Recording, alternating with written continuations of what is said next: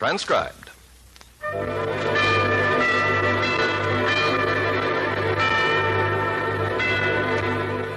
Good evening. This is Ronald Colman, inviting you to join Mrs. Colman and me for the next half hour when our sponsor, the Joseph Schlitz Brewing Company of Milwaukee, Wisconsin, presents The Halls of Ivy.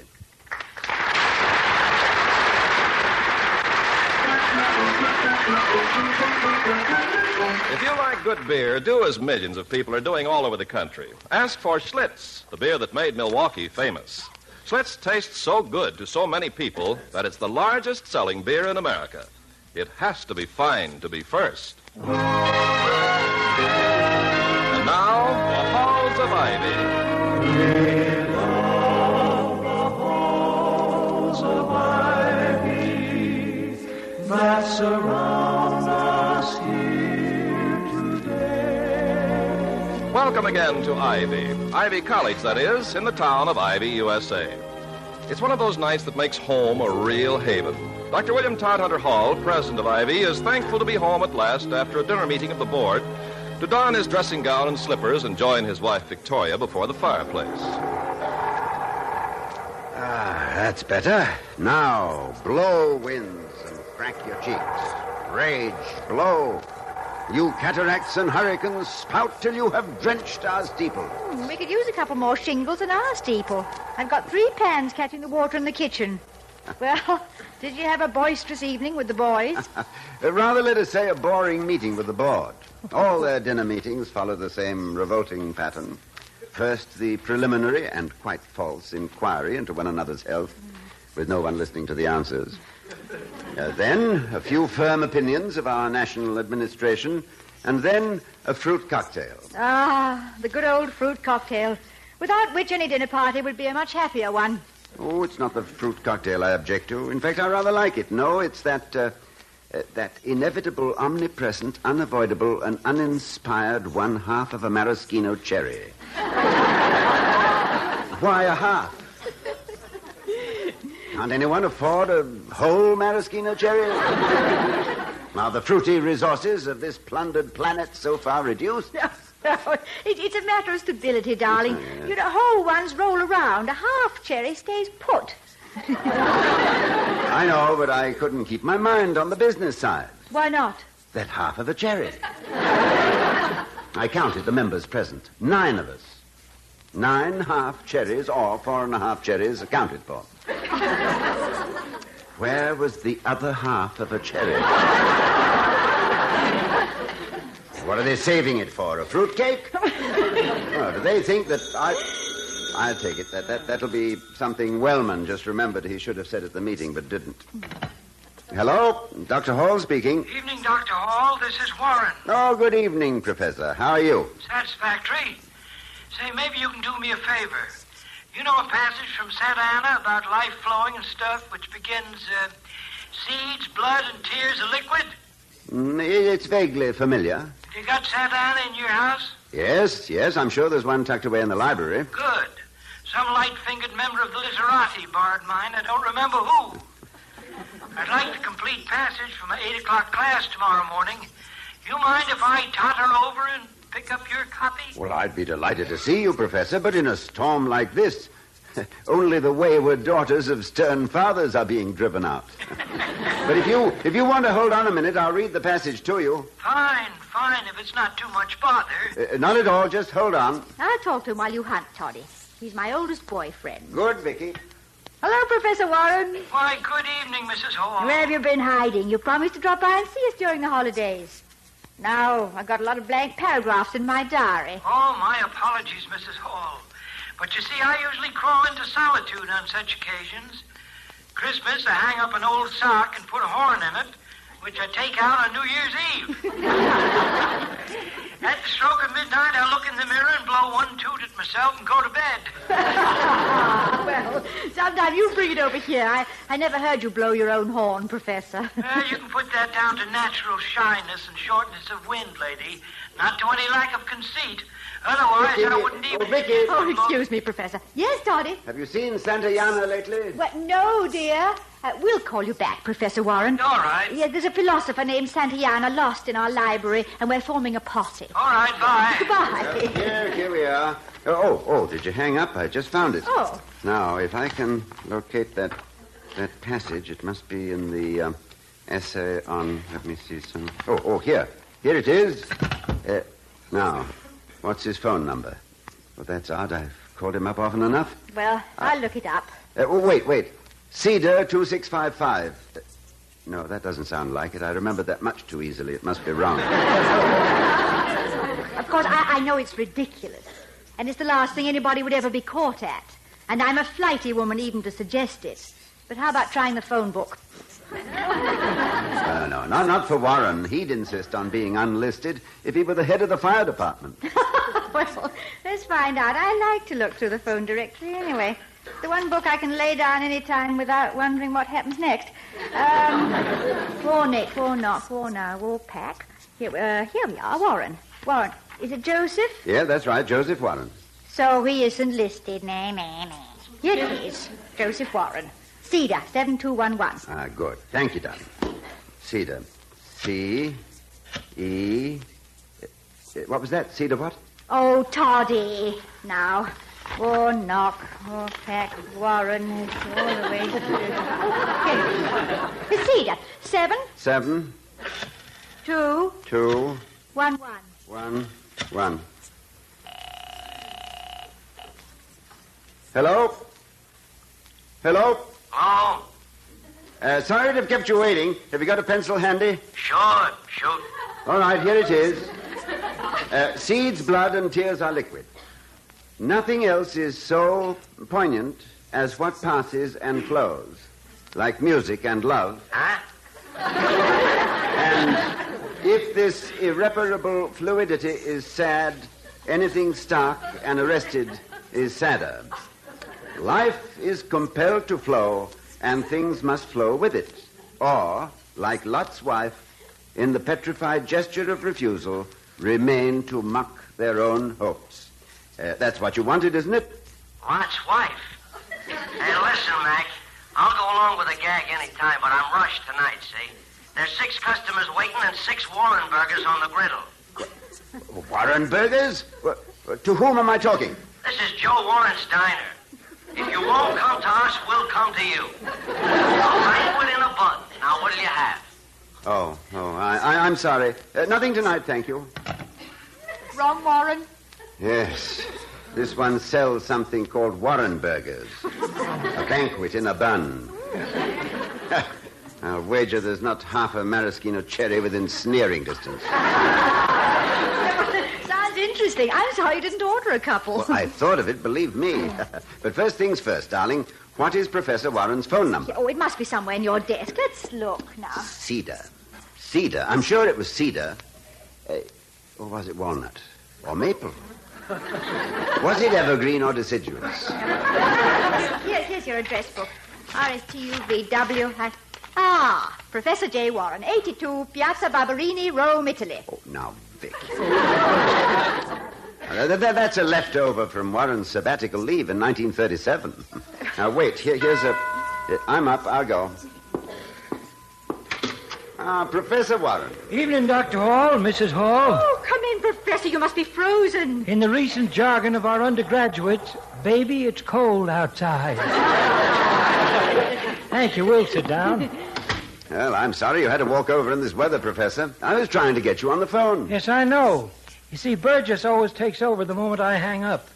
You should see my phone bill. You'd think I was the voice of America. Burgess, who's he? He's a her. Oh. It's Miss Burgess. She's my housekeeper. I'm willing her to the Smithsonian Institute. They'll hang her up on the ceiling under the port wing of the Spirit of St. Louis. Did you find the Santa Ana? Yes, I did, and the quotation. Good. That's worth 2 blocks in a blizzard. Well, now that you're here, take off your coat and mittens and stay a while. Thank you, Mrs. Hall. Wanted to speak to you, too, anyway. You busy Saturday night? No, I don't think so, are we, Vicky? Well, the Browning Society wanted you to read for them. Let him get Browning. They've had guest speakers deader than he is. Well, Well, it appears we have a free evening. Good. I thought we might have a quiet dinner, just the three of us, at Tony's out on the River Road. You know, I'm leaving Ivy next month. Leaving? Oh, William, you didn't tell me. Well, I was hoping he wouldn't. I've made him an offer to stay on. Mrs. Hall, I am superannuated. In Navy parlance, I'm to be decommissioned, coated with cosmoline, and nudged up the river to join the rest of the mothball fleet. I am disqualified because of old age. Oh, now, you know it's not a question of disqualification, Professor. The retirement age is automatic. It's certainly wrong in your case, but regulations are never made for exceptions. And you're always an exception, aren't you, Professor Warren? Why, you've built quite a reputation on it. Mrs. Hall, I've always believed that if you travel with the crowd, you're liable to get your mind picked. But I think this retirement thing might be a good idea in my case. Out of sheer inertia, I'd probably have stayed on here till it dried up and blew around the campus, dirtying the front steps of Clarence Wellman Hall on rainy afternoons. Well, in that case, there would be more brains outside than inside. Now, what are your plans, Professor? Nothing definite. Might go to Tibet. Tibet? That forbidden land where the foreign devil is not permitted to set foot, unless he is one of 4,000 writers with camera and ballpoint pen who goes home and writes a book on how impossible it would be for anybody else to do what he did. Well, personally, I wouldn't go any place I had to get to on a high llama. Don't you mean a low llama, Vicky? You visit the high one. Before you ride off into the sunset, Professor, I want to ask a favor. You will help Professor Dickinson get acquainted with your department, won't you? You know, he's just getting settled, and there'll be a lot you can tell him. Yes, there's plenty I could tell Professor Dickinson if he'd listen. But he's not interested in my ideas, and frankly, I don't like his either. Well, since you put it that way, frankly, perhaps it's just as well to skip it. It is just as well. We'd wind up behind the science building at dawn. Pistols for 2 and breakfast for 1. I've taken up enough of your evening. Just hand me my coat and mittens, and I'll be on my way. Yes, here you are. Thank you. No, Mrs. Hall, don't come to the door. You'll freeze. Good night. Good night. Professor Warren. Don't forget about Saturday, Doctor, about 7. Oh, thanks very much. We'll be looking forward to it. Good night. Good night. I love that man, but he never stays put. He just gets started talking, and then he pops up and runs off. Now, you know, I never dreamt it was possible that Warren could reconcile himself to retirement so easily. He's an old war horse, and I thought he'd die rather than leave his stable. Oh, Toddy, here's the Santayana. He's forgotten to take Oh, it. you better give it to me. I'll drop it by his house. Now, where did I put my overshoes? Oh, you're not going out in this weather. Yes, I am. I've been thinking seriously about those banquets on buns, those Warren burgers. And I've come to a decision. Oh, well, that's quite different. Make it do with everything, darling. You hurry back.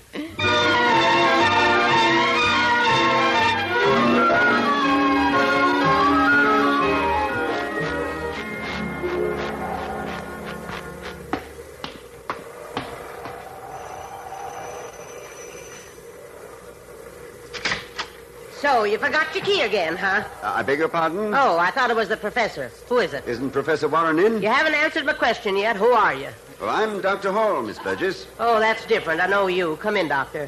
I thought the professor was over to your house. Well, he was. I thought he was coming back here. Oh, that man out gallivanting around the town for half the night again. He'll catch his death. For the last month, he's been wandering around Ivy at all hours of the night like he'd never seen it before.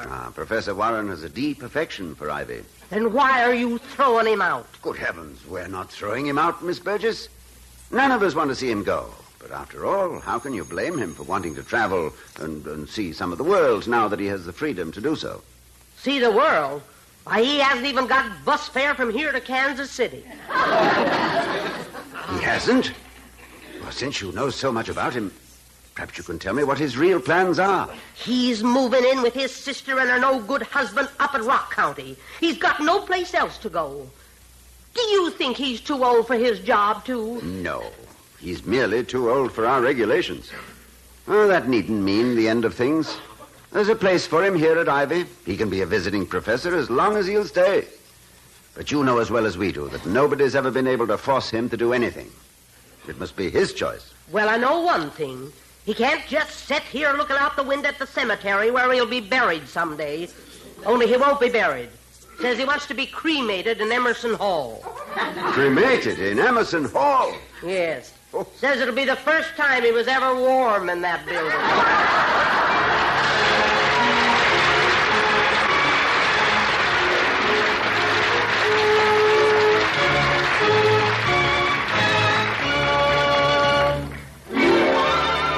When there's beer on your mind, your best thought is Schlitz, the beer that made Milwaukee famous.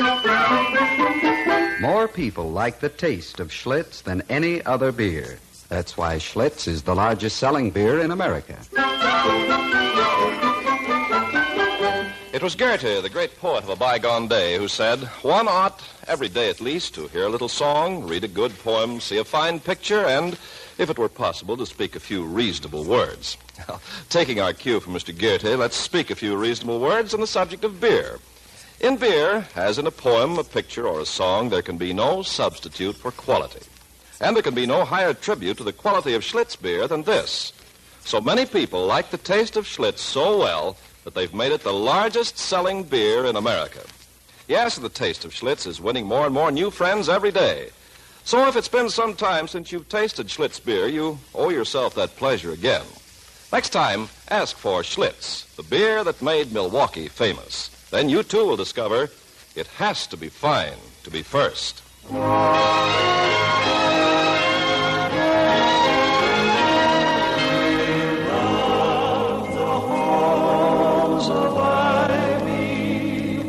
That surround us here today. As we return to Ivy, Dr. and Mrs. Hall are the dinner guests of Professor Warren at a roadhouse a few miles outside of town. How am I doing, Mrs. Hall? Bet you didn't know I danced so divinely, did you? This is the first chance you've given me to find out. Well, it's not something I usually talk about, but I once wanted to be a ballet dancer.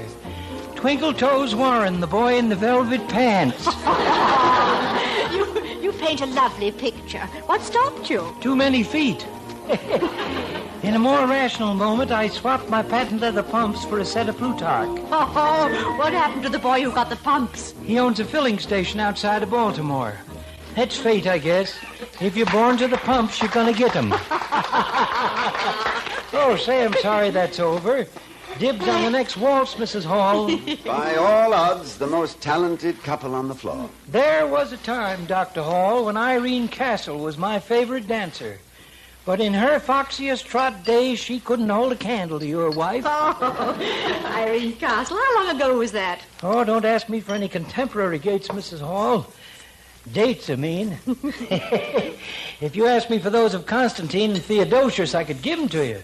But as far as my own personal chronicle goes, I don't even know what year I was born. What, you do... Oh, wait a minute. Then how do you know you're 65? I don't. Never had a birth certificate. Or if I did, I lost it. During the First World War, when I had to produce one, I discovered that the town hall of Centerville, Ohio, had long since burned down. So I just picked a good round birth year, and now I'm stuck with it. Looks like it was not a winning number either. Oh, I'm not so sure. Professor, you've just set your clock back. I'll take this up with the Board of Governors tomorrow. For all anybody knows, you're a boy of 21. Well, thanks, Doctor. Thank you very much, but it's no good. I don't think I'd enjoy borrowed time. Time is community property. Help yourself. No, I appreciate your good intentions, but you don't know how well off you're going to be without me. This Professor Dickinson, there's a boy you won't have any trouble with. He'll go to all the teas, make all the proper little speeches, be nice to all the right people. All the social amenities here are well enough taken care of, but the heart of Ivy is the classroom. And that's where your heart has always been. Right now, my heart's in the Highlands. Boy, you told us you were going to Mexico City or all points south. Well, I've changed my plans again. I've decided to go down to Rio first. Thought I might get myself a cabana on the beach and just bask in the sun. Funny thing, I don't believe I've ever basked. Well, I admit the prospect is very attractive with all the snow we've had this winter. Well, when you're approaching winter yourself, that's the time you start looking for summer everywhere. That's why I'm heading south. I'm a fine host, spending the whole evening talking about myself. Here, let me fill your glasses. It's milk from contented vineyards. Thank you. Well, here's a toast. Courtesy of Thoreau. To him whose elastic and vigorous thought keeps pace with the sun, the day is a perpetual morning. Good morning, everybody. Bottoms up. Dr. Hall, may I please have this dance? Of course, darling. Will you excuse us, Professor? Well, this one you may have, Doctor. But remember, the waltz is mine. Toddy, we can't let him leave Ivy. Yes, but how to make him stay? Yes, if only he weren't being so gay about it all. It'd be much more like him to get into a fury at you and Ivy and everybody letting him go. We don't want to let him go. We're only... Vicky, that's the answer. You've given me the only good idea I've had all day. You think they'd throw us out if I kissed you? Well, if they do, you can kiss me again on the sidewalk.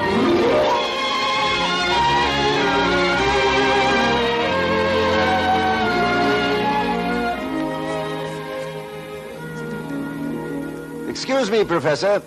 I'm on the phone, Vicky. Yes, go ahead, Professor Dickinson. And what did he say? He did? Well, so far, so good. You've been very cooperative, Professor, and we're all obliged to you. As long as you're willing to be the heavy, I think we can make Professor Warren see the light. Yes, I'll let you know. Goodbye. Vicky, I think we're in for a big win. Oh, that's what we wanted, wasn't it? But we still don't know which way it's going to blow. Dickinson's already got the first blast, and it came from the expected direction. He said it was a real twister. Oh, by the way, darling, you wanted me to remind you. Did you send the telegram? Which one? For the 100th anniversary of Northwestern University. Oh, yes, I sent one to Rocky Miller and one to President Daniel Marsh of Boston University. It's his silver anniversary, and he's retiring. What'd you say? Did you quote Washington's farewell to his men? Quote, "So long, fellas," unquote? No. I said, and I quote, "Dear Dan, hail and farewell on your silver anniversary. Expect you to be snapped up immediately by private industry as the inventor of a silver product that can never be tarnished. Warmest regards, Bill Hall." Oh, that's nice. Yes. I'll get it. Yes? Good morning. I'd like to see the president. I'm Miss Burgess. You're Mrs. Hall. Pleased to meet you. Heard a lot about you. All good. William, there's someone here. Oh, Miss Burgess. Well, good morning. Won't you sit down? I've just come over to let you know that the professor's leaving on the 3:00 train today. You've got to stop him. Miss Burgess, that's exactly what we're hoping to do. Hope never stopped a railway train. Are you just going to sit back here and do nothing? Well, Professor Warren has an excellent mind of his own. And now we'll undoubtedly hear him speak a piece of that mind. You mean he's here? Unless the wind's changed, he's at the door right now. Vicky, you and Mrs. Burgess run for cover. Yes, come into the kitchen with me until the weather clears up. It's just a local disturbance. Well, Professor Warren, come in. You might as well know it, Dr. Hall. I have a ticket on the 3:00 train out of here today. But something happened this morning. A thing called Dickinson. No, something happened to Professor Dickinson? Something happened? The man's lost his mind. Have you any idea what that lemonhead is planning to do to my history department? Yes, I'm aware of his plans. You're not going to let him get away with it? I don't understand what you mean. I have the highest esteem for Professor Dickinson, both as a scholar and as an administrator. Oh, you have you? Uh-huh. Well, that's your job, I guess. You got to please everybody. Professional etiquette. Well, I don't work here anymore, and I can speak my mind. If that man goes ahead with what he's doing, well, that's the end. If you think it's that serious, Professor, I think you should give me more specific reasons. He's chopping the whole curriculum up into little bitty pieces. There isn't one single class to put them all together so they make any sense. What's history? History is continuity. Some people claim that history is a bunch of lies agreed upon, and maybe it is. But even so, without continuity, without relevance. History is a bunch of dates on cornerstones and names on tombstones. Oh, yes, I know that, Professor, and I don't believe Dickinson would have any quarrel with it. And why hasn't he scheduled at least one class on the meaning and interpretation of history? Oh, as I understand it, he is omitting such a class at the present, primarily because there is no one available here to teach it. Accordingly, he is going to concentrate on a more thorough grounding in the basic source material. Source material, my Aunt Mabel's bustle. I know what he's really up to. He's a Toynbee man. Well, I'm not. Now, don't sell Toynbee short. He's probably the outstanding historian of our time. I didn't say he wasn't any good. Just don't agree with him. And I'd hate to see Ivy's history department represent only one point of view. That's not learning, that's memorizing. Well, I don't want any department at Ivy to present only one point of view. Well. However, if there is no one here to replace you and your approach, I can't expect him to teach history your way. Well, he's got 3 men in that department that could take over. They already have assignments. Oh, they have? Uh-huh. So Dickinson is going to muzzle them with that source material nonsense of his. You'd think I'd enjoy basking on the beach at Rio knowing this was going on? That the kids here were only getting one side of a subject? Your offer still go? Of course. I've never withdrawn it. I can stay on? No permanent status? No strings attached? That's right. All right, then, I'm back.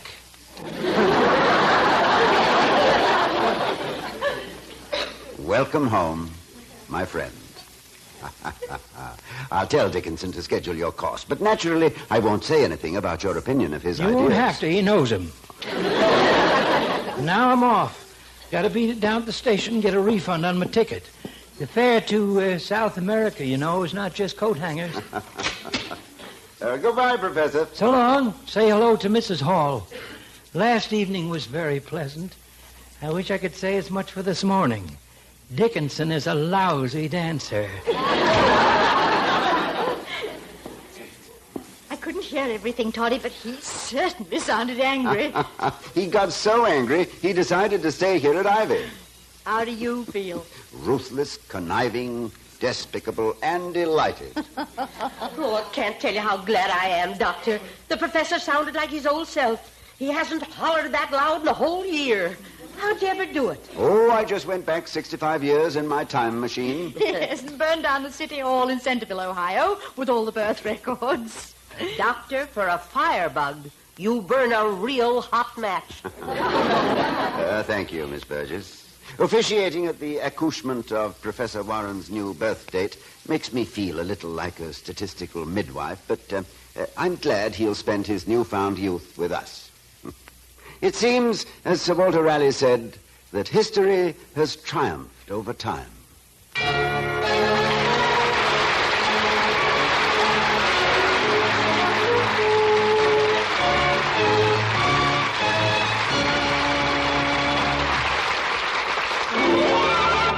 When there's beer on your mind, your best thought is Schlitz, the beer that made Milwaukee famous. More people like the taste of Schlitz than any other beer. That's why Schlitz is the largest selling beer in America. Here again are Mr. and Mrs. Ronald Colman. Good night, everyone. Good night.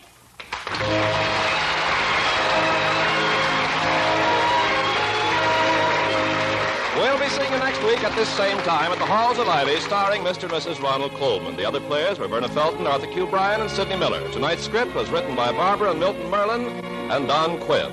The Halls of Ivy was created by Don Quinn, directed by Nat Wolfe, and presented transcribed by the Joseph Schlitz Brewing Company of Milwaukee, Wisconsin, who invite you to enjoy the Pulitzer Prize Playhouse on television on Friday nights. Ken Carpenter speaking.